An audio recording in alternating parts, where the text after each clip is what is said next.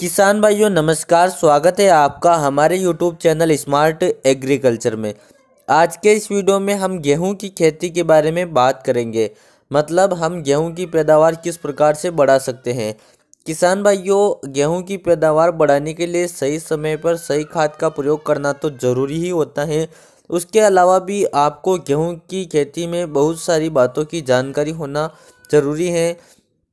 किसान भाइयों, गेहूं की पैदावार सबसे ज़्यादा तीन बातों पर डिपेंड करती है। पहला, गेहूं के फुटाव पर। अगर फुटाव ज़्यादा होगा तो गेहूं में बालियां ज़्यादा आएगी और पैदावार ज़्यादा होगी। और अगर गेहूं का फुटाव कम होगा तो गेहूं की बालियां भी कम आएगी और हमारी पैदावार भी कम निकलेगी।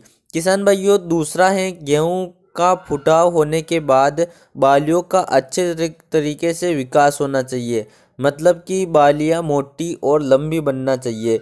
अगर हम गेहूं में अच्छे फुटाव होने के बाद गेहूं के फसल पर ध्यान नहीं देते हैं तो फिर गेहूं की बालियां छोटी रह सकती हैं, फिर जिससे हमारी पैदावार कम निकल सकती हैं। तो आपको गेहूं में बालियों के विकास पर भी अच्छे तरीके से ध्यान देने की आवश्यकता होती है।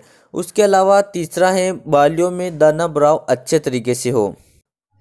अच्छे दाना भराव के लिए हमें क्या क्या करना चाहिए, कौन से खाद का स्प्रे करना चाहिए और भी बहुत सारी बातों की हमें ध्यान रखने की आवश्यकता होती है।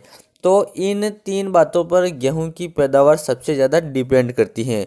तो किसान भाइयों, आज इस वीडियो में हम गेहूं के फुटाव के बारे में बात करेंगे, क्योंकि अभी फुटाव का समय चल रहा है। इसलिए अभी सिर्फ हमें फुटाव के ऊपर ध्यान देना है।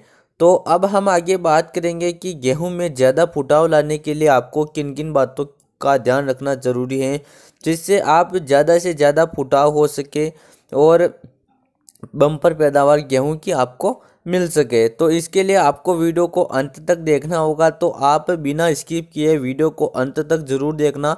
और किसान भाइयों, आपने हमारे चैनल को सब्सक्राइब नहीं किया है तो नीचे दिए गए लाल अक्षरों के सब्सक्राइब बटन पर क्लिक करके आप हमारे चैनल को सब्सक्राइब कर दीजिए और उसके पास जो घंटे के निशान है उसे ज़रूर दबा दीजिए, ताकि आपको हमारी हर नई वीडियो का नोटिफिकेशन समय पर मिलता रहे।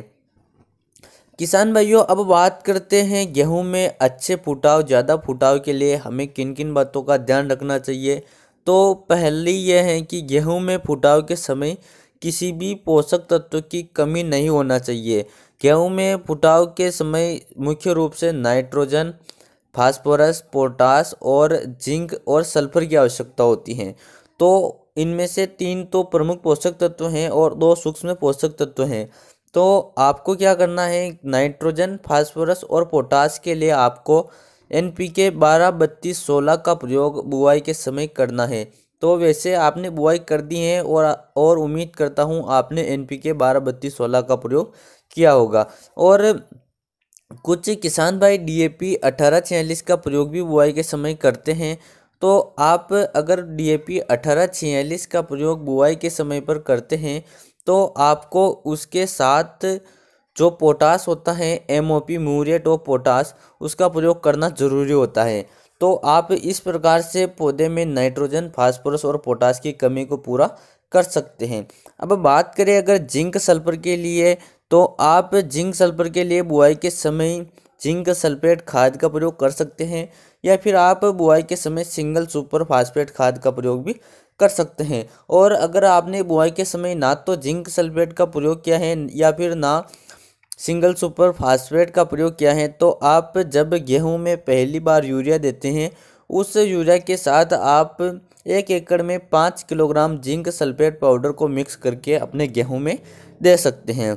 किसान भाइयों, दूसरी बात का आपको ध्यान रखना है, दूसरे पानी में आपको यूरिया लगाना है, क्योंकि दूसरे पानी लगाने के बाद गेहूं में फुटाव का काम शुरू होता है। और गेहूं में फुटाव के समय बहुत ज़्यादा भोजन की आवश्यकता होती है। तो भोजन बनाने का काम नाइट्रोजन करती है, तो आपको उस समय यूरिया डालना ज़रूरी है। आपको उस समय पर ज़्यादा मात्रा में यूरिया भी नहीं डालना है। आपको यूरिया के 2 भाग कर लेना है, जिसमें से आपको आधा भाग दूसरा पानी लगाते समय दे देना है। उसके अलावा दूसरा पानी जो आपको लगाना है वह गेहूं में 3 पत्तियां होने के बाद ही लगाना है, क्योंकि यह हमारा पर्सनल एक्सपीरियंस है कि अगर हम गेहूं में दूसरा पानी जल्दी लगा देते हैं, मतलब गेहूं में तीसरी पत्ती का विकास नहीं होता है। उससे पहले अगर हम गेहूं में दूसरा पानी लगा देते हैं तो किसान भाइयों उस गेहूं में फुटाव हमें कम देखने को मिलता है। तो इसलिए आपको गेहूं में दूसरा पानी गेहूं में 3 पत्तियों का विकास होने के बाद ही लगाना चाहिए।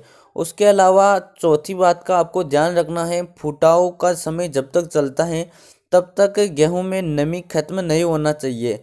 जैसे ही नमी खत्म हो आपको गेहूं की तुरंत सिंचाई कर देना है। अगर आपने फुटाव के समय सिंचाई में ज़्यादा देरी की और पौधे को पर्याप्त नमी नहीं मिल पाएगी तो पौधा अच्छे तरीके से ग्रोथ होकर ज़्यादा फुटाव नहीं दे पाएगा। तो किसान भाइयों आपको इन 4 बातों का ध्यान विशेष तौर पर फुटाव के समय रखना है। अगर आप इन चारों बातों का ध्यान फुटाव के समय रख लेते हैं तो गेहूं में आपको ज़बरदस्त फुटाव देखने को मिलेगा और गेहूं की पैदावार ज़्यादा होगी। तो आज इस वीडियो में हमने बात की सिर्फ फुटाव के बारे में। आगे आने वाले वीडियो में हम बालियों का अच्छे तरीके से विकास किस प्रकार से करें, दाना भराव के समय हमें क्या क्या करना चाहिए, उसके बारे में भी वीडियो के माध्यम से आपको जानकारी देने वाले हैं। तो आप हमारे चैनल के साथ ज़रूर जुड़े रहिएगा। किसान भाइयों उम्मीद करते हैं ये वीडियो आपको पसंद आया होगा। वीडियो पसंद आया तो वीडियो को लाइक ज़रूर कीजिएगा। चलिए मिलते हैं अगले वीडियो में। जय जवान जय किसान।